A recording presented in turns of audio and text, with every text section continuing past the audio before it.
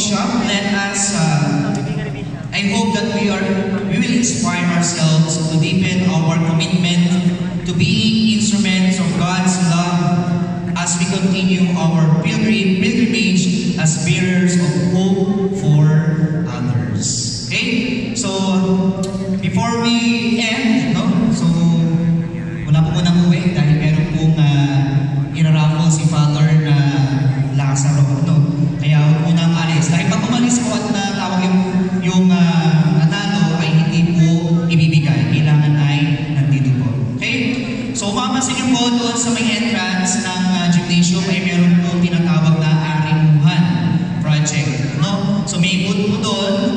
Mamaya po bago kayo uwi, pumunta po kayo doon at meron po kayong mga items na pwedeng bilhin sa murang halaga. So, ito po ay to support the project of Pondo ng Pinoy. Aside doon sa binibigay po natin ng mga coins, ay meron po sila Arimuhan. Ano po, sana po ay supportahan po natin ito. Okay?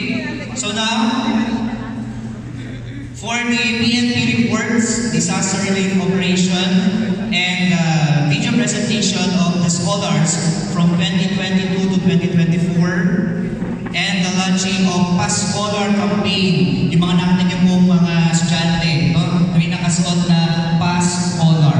Okay? Sila po yung unang batch. And also, na merong tema na Pumunting Alay, Kinabukasan Mahulay.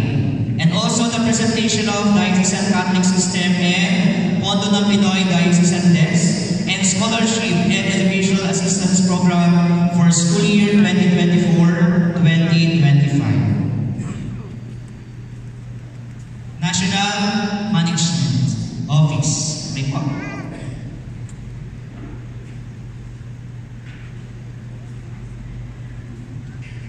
Thank you. Hello. Kaya pa ba?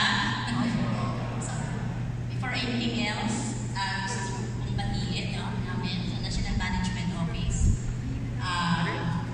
Isang maligayang pang-20 taon anibersaryo ng Pondo ng Pinoy sa inyong diocese. Congratulations po sa lahat. Diretso na. Kanina kasi, itong talk ko, naniniwala ang National Management Office at sa San Pablo Diocesan Desk na karapatan yung malaman ang naging, ang tinakbo, ang journey ng Pondo ng Pinoy sa San Pablo, sa Diocese ng San Pablo, dahil kasama kayo dito.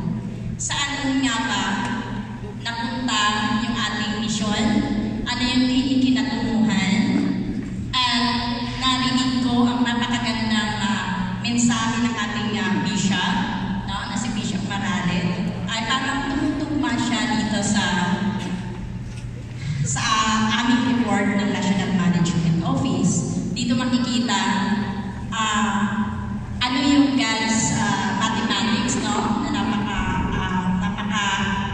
parang miracle, at versus naman doon sa aming mathematics, sa Finance and Accounting Office. So, ito po ngayon. But before anything else, babasahin ko po muna sa inyo mensahe ng National Management Office at kasama dito yung Diocesan Desk ng Pondo ng Pinoy ng Laguna, ang San Pablo, Laguna. As we celebrate the 20th anniversary of Pondo ng Pinoy, we also extend our gratitude to the Diocese of San Pablo na sa loob ng 20 years ay naging tapat na katuwang sa misyon ng Pondo ng Pinoy. Ang pagsusumikap po ninyo sa loob ng 20 years ay isang malinaw na halimbawa ng pananampalatayang sinabuhay. Kaya naman, sa pangunguna po ni Bishop Maralet, kasama ang Diocesan Desk na sina Reverend Father Noel Conopio, Miss Aba Espino, lahat ng staff ng Social Action Center, volunteers na nandito ngayon,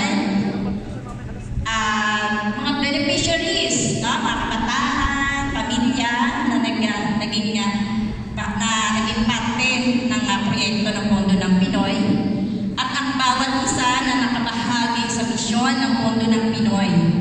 Tunay ninyong naisabuhay ang diwa ng anumang magaling, kahit maliit, basta't nalimit ay patungong langit. Dahil sa inyong mga pagsusumikap, napakaraming buhay ang nabago at maraming komunidad ang naiangat.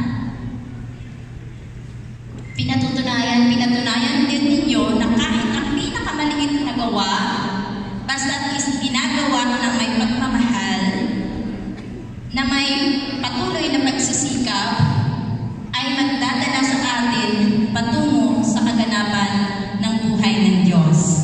Maraming salamat po muli, galing po sa National Management Office. Yan po ang kanilang mensahe. At ngayon, ito naman po yung format report ko. So, i-align ko rin po ito doon sa na-share ni Bishop Maral kanina, na napakaganda. Parang totoo lahat ang nangyari at mga sinabi niya. Okay? Okay, next slide please. So, and let me share the ABP. Meron kaming short video clips na ma-share sa inyo kung saan kami nagpaplano, pinamausisang pinaplano ang mga programa ng programa at proyekto ng Pondo ng Pinoy at kung papaano ito mapalawig, no? Kasi kagaya ng sabi ni Bishop Maral kanina,